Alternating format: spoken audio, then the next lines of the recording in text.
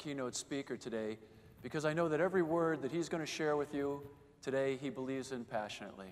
I've known Denver District Chief Dave McGrail for more than 15 years, and I can assure you that firefighter safety and survival is second only to his family. Dave has devoted his entire life, as his father did, to the protection of the citizens of Denver. But in a greater sense, they both have devoted their lives to the protection of people worldwide. I know Dave is going to command this stage as few before him has ever done. Dave is going to share with you his vision, his inspiration, and most importantly, his world-class integrity. And now a little bit about my friend Dave McGrail. District Chief Dave McGrail is a 27-year veteran of the Denver Fire Department. He instructs internationally on a wide range of fire service topics, specializing in high-rise firefighting, standpipe operations. He is the lead instructor of the FDIC Engine Standpipe Hands-On Training Class, a member of the FDIC and Fire Engineering Educational Advisory Boards, and he is the author of Firefighting Operations in High-Rise and Standpipe-Equipped Buildings, published by Fire Engineering and available for $14.95. I'm just kidding. And Dave will be out there to just autograph them on Thursday, so please stop him and get an autographed book, and it's a tremendous book. Dave also has 2 associate degrees in fire science technology, 2 bachelor degrees in fire science, and 1 in human resource management, and 1 in fire service administration. Please help me in welcoming District Chief Dave McGrail. How you doing? I'm good, my brother. Great.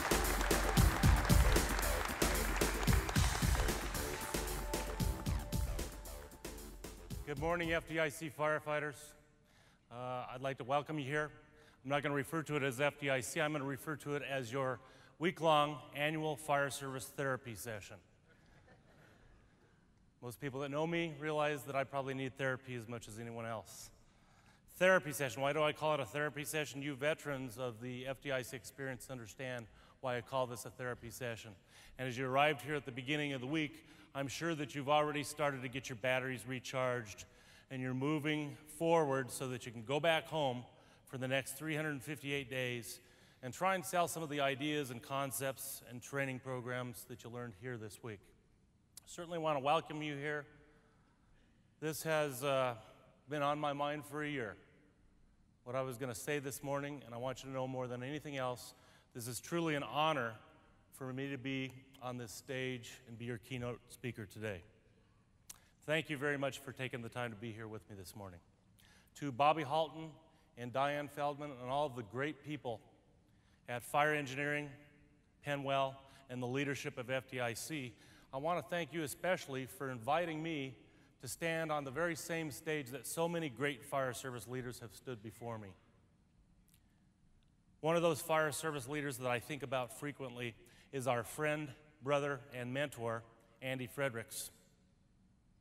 I believe just as Chief Ray Downey was watching his 2 sons a few moments ago, I believe Andy has been watching us for the past couple of days as well, especially those top-shelf engine company hands-on instructors as you continued to pass on the message that Andy started.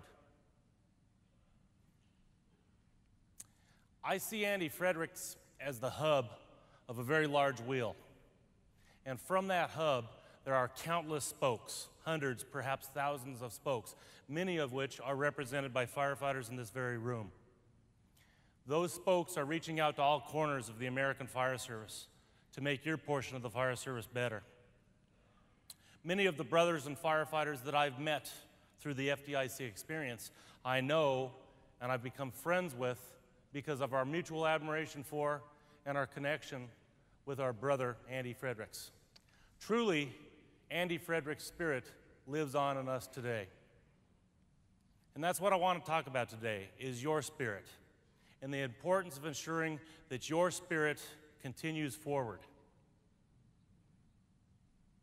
The power of one firefighter is certainly exemplified by Andy Fredericks and the effect that he's had on the American Fire Service.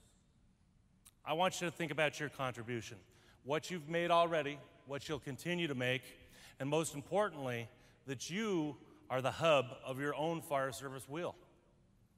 I look down in the front of this audience here and I see my beautiful wife, who I love, sitting next to the very best Denver firefighters I know. And you guys, I'm very proud of, because each of you are a hub of a wheel. And there are spokes that have started out from that wheel. And I hope you'll continue with that. It's not easy being a fire service leader. Each and every firefighter in this room has chosen to be a leader by virtue of the simple fact that you've come to FDIC. Remember, unfortunately, there are still people in the fire service that think FDIC is still a banking term. And you can see how well the banking industry is doing, okay? It's not easy being a leader. It's not easy because at the end of this week, you're going to go back home, you're going to take things with you that you learned, and you're going to try to sell it to people that don't attend FDIC. You're going to get beat up, you're going to get frustrated, your spirit is going to be tested, but you can't let it get broken. You cannot let it get broken. Each year at FDIC, I hear new stories of firefighters from various portions of the fire service who have literally had their spirit broken. And it frustrates me for one thing, but it makes me angry. It really makes me angry that this is going on. One example that happened a few years back happened to two very top-shelf firefighters from a large Midwestern fire department. And those two top-shelf firefighters became very, very frustrated with the mediocrity displayed by some of the employees from their organization. They decided to do something about it, and they wrote a story. The title of the story was Fishing for Real Firemen. And they published that story in an online fire service magazine.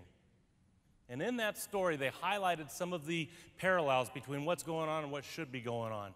Let me give you a couple of examples. They talked about how some of the individuals who have passion for everything in the world but the fire service, in this case fishermen, will work for hours at the firehouse, behind the computer, researching the very best fishing hole at the reservoir for their next tournament. But they'll spend little or no time in the fire district learning about hazards and various occupancies.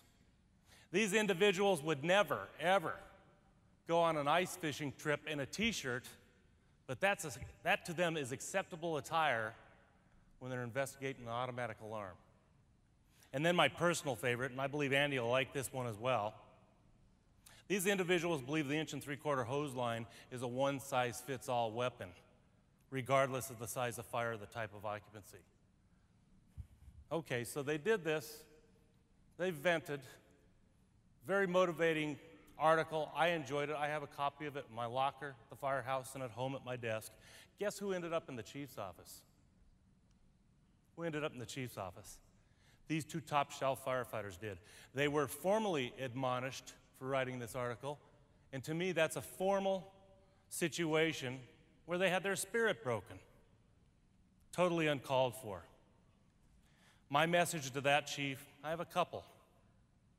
One of them is this, and it's to all chiefs, and I'm not picking on chiefs here, but you chief officers are in the very best position to ensure that your enthusiastic firefighters are not punished for their enthusiasm.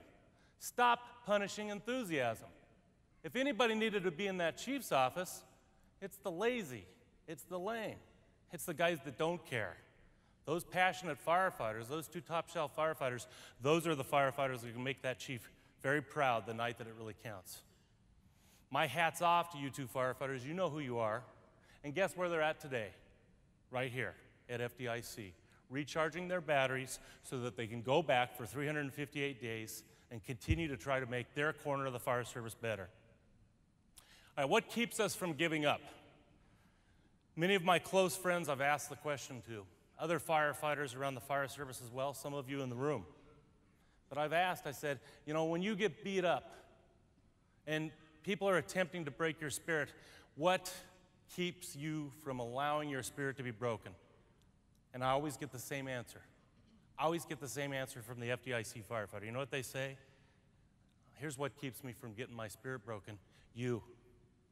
You're what keeps me from getting my spirit broken. And they talk about that, and they talk about how gratifying it is, especially to come to FDIC, get the batteries recharged, and understand that it's okay, at least for 1 week, to be passionate about our profession, to talk about the job, to talk about training. And when we got done yesterday afternoon with our hands-on training after some pretty cold and miserable Indiana weather, guess what? Geez, I wish we could do that one more day. It's okay. You can say that. Now, I have 2 requests for you today. Here's the first request that I have for you. My request is this. Look around the room at the tremendous top-shelf FDIC firefighters that are around you. Once again, I can look down in this front row, and I'm overwhelmed by the fact that I'm allowed to work with you guys. Look around the room and understand you are not alone. You are not alone. So please, don't give up. Whatever it is that you've learned here from somebody else, whatever it is that you're going to take back home, take it back home, and don't give up. Now, we are at FDIC to recharge our batteries. We're attempting to recharge our batteries so that once again we can go back to our corner of the fire service and make it the very best it can be.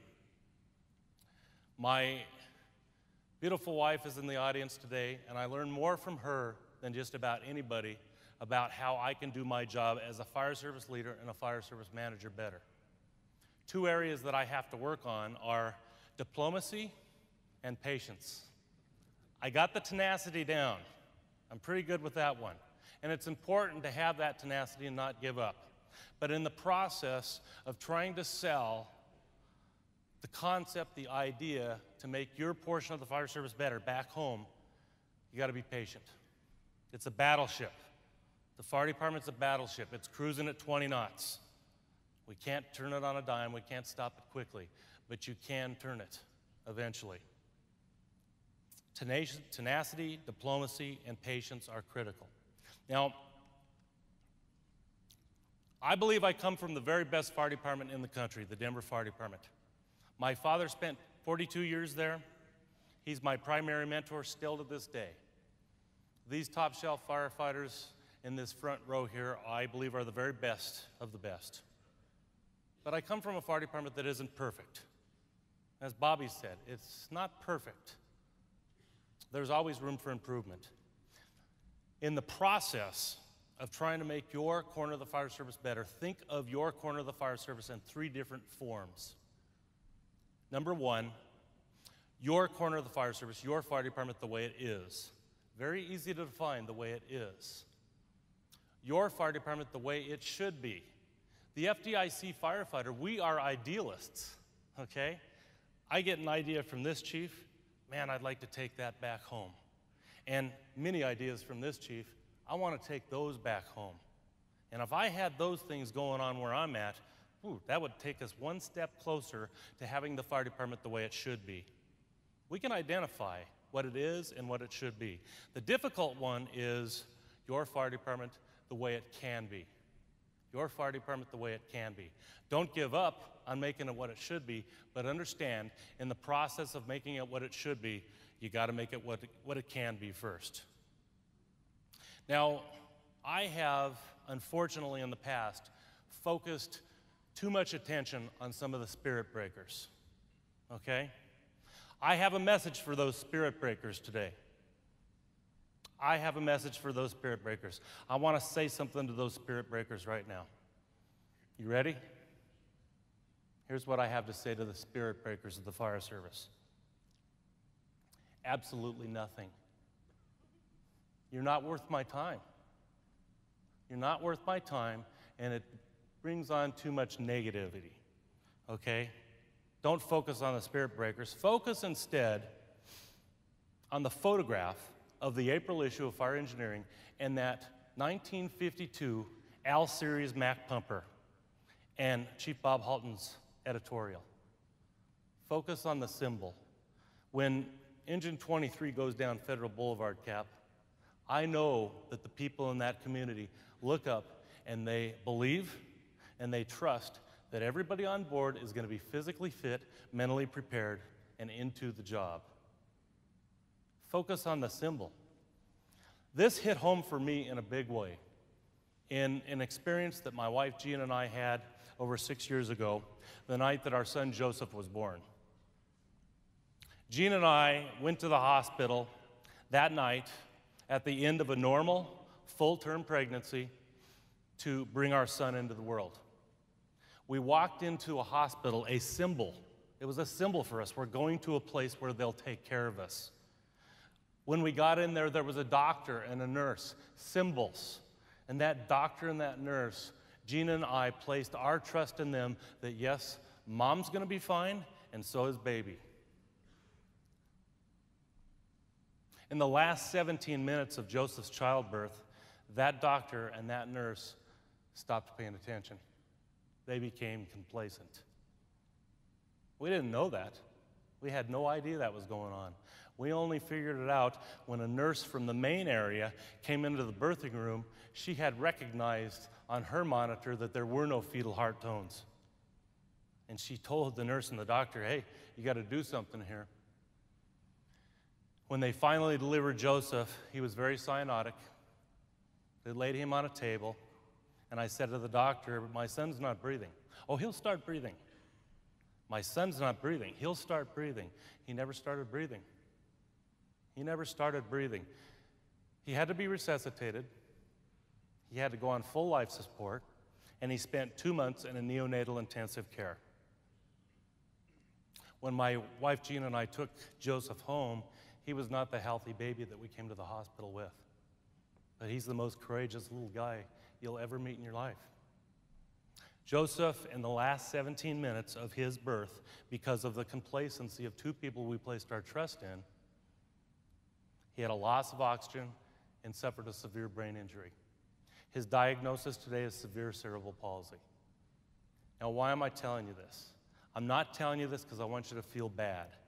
And I'm not telling you because I want you to feel sorry for me or my wife. We are very blessed, and Joseph is the best little boy in the world. I'm telling you it for a couple of reasons. One reason is because you have a brother here, and his wife could give you firsthand information on what it's like when you place trust in a symbol. Jeez, we're fine. We're in a hospital. There's a doctor and a nurse. They're going to take care of us. It was 17 minutes of complacency that will affect our lives forever. Now, the most important reason why I tell you this is because I believe when your spirit is allowed to be broken, there's a cause-effect that occurs there. When your spirit is broken, it leads to complacency. And some night, somewhere, there is going to be somebody that's going to be counting on you to bring your A game. You cannot allow your spirit to be broken because it will lead to complacency. On the Denver Fire Department website for our training division, they have adopted 3 phrases that were originally written on our original drill manual. And those 3 phrases are desire to serve, courage to act, ability to perform. Now, I realize that most firefighters have the desire to serve, and I think that's fantastic. We saw the firefighter from Milwaukee that clearly had the courage to act. And I believe that exists, and we see good examples of that throughout every year in the American Fire Service. But to me, the most important of those 3 is the ability to perform. I believe those 3 phrases really embody what the top shelf Denver firefighter is, and they also embody the FDIC firefighter. I salute all of you because you're here for this week to exchange information, to learn, and to enhance your ability to perform. Second request for you. Remember the first request. You're not alone. Please don't give up. Request number 2. I want to send you on a rescue mission. I want you to continue to build spokes from the hub of your wheel. I want you to go out and find somebody who has given up. And I want you to bring them back. Just like Size Up, you're going to have to find somebody savable. It's not going to be easy. It's not rapid intervention. This is a technical rescue. Find somebody who has given up and bring them back. Andy was the hub of a large wheel, and you are the hub of your own fire service wheel as well. Be a leader. Understand it's not easy being a leader. Don't give up because you're not alone. Please identify somebody and rescue somebody who has given up.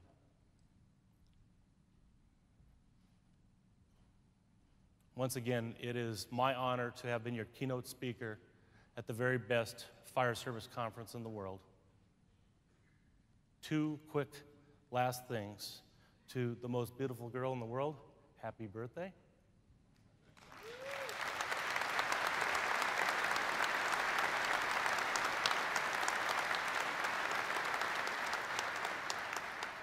And to you, all you great FDIC firefighters, don't give up. God bless.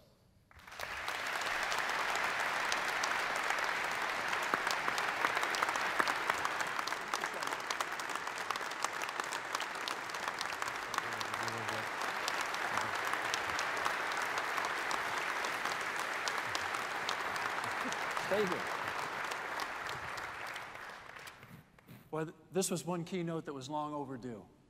I have to tell you, Dave, that was a beautiful job. Thank you, Bob. God bless you, man. God bless you. But where's, I think the real Chief McGrail should stand up. Ladies and gentlemen, Dave's wife.